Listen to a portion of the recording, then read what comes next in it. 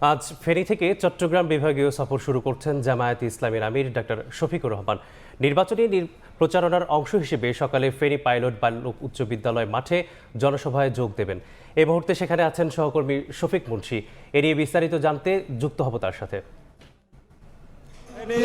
সরকারি পাইলট উচ্চ বিদ্যালয় মাঠে আজ সকাল 10টায় বাংলাদেশ জামায়াতে ইসলামের আমির ডাক্তার শফিকুর রহমান তিনি এখানে 11 দলীয় যে জোট আছে আগামী নির্বাচনে তারা অংশগ্রহণ করতে যাচ্ছে, সেই 11 দলীয় জোটের একটি জনসভায় প্রধান অতিথি হিসেবে অংশ নেবেন। এবং আমরা যে বিষয়টি দেখছি যে ইতোমধ্যে কিন্তু এই সমাবেশ স্থল যেটি আছে সেই সমাবেশ স্থল কিন্তু ইতোমধ্যে পুরোপুরি বলা যায় যে লোকারণ্য হয়ে গেছে। আমরা যে বিষয়টি জানি যে আজ কিন্তু তার এই ফেনীর যে জনসমাবেশ, সেই ফেনীর জনসমাবেশের মাধ্যমে তার চট্টগ্রাম বিভাগীয় যে কর্মসূচি, সেই চট্টগ্রাম বিভাগীয় কর্মসূচির শুরু হচ্ছে এবং তিনি আগামী 2 দিন এবং আজকে নিয়ে মোট 3 দিন চট্টগ্রামের বিভাগের বিভিন্ন জেলায় তিনি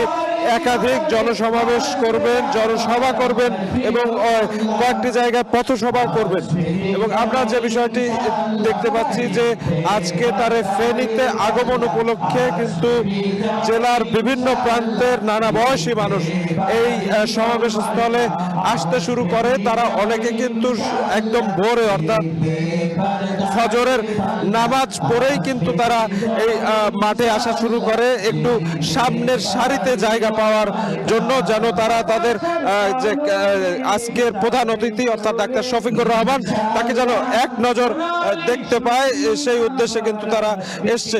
এবং আমরা যে জিনিসটি জানি যে ফেনীতে তিনি জনসভা করার পর আজ লক্ষ্মীপুর, নোয়াখালী এবং কুমিল্লায় অর্থাৎ আরো 3টি জেলায় কিন্তু তিনি তার নির্বাচনী প্রচারণার কর্মসূচিতে অংশ নেবেন।